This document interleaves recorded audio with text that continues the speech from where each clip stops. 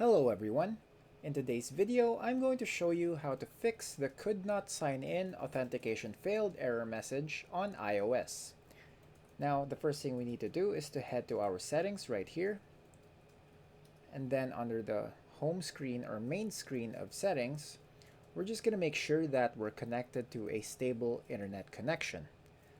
Now, it's also recommended to try using a different internet connection such as mobile data if necessary. Next, we're going to ensure that we're running the latest version, so go ahead and tap on General, tap on Software Update, and ensure that you have the latest version.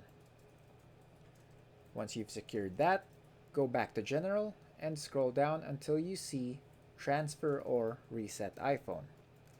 Now from here, select Reset and then tap on Reset Network Settings.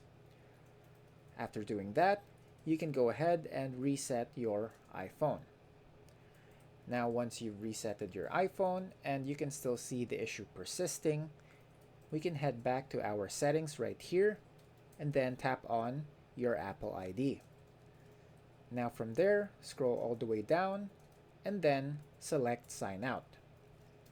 After signing out of your Apple ID, go back and sign in using the App Store. Now after doing that, this error message should be gone from your App Store.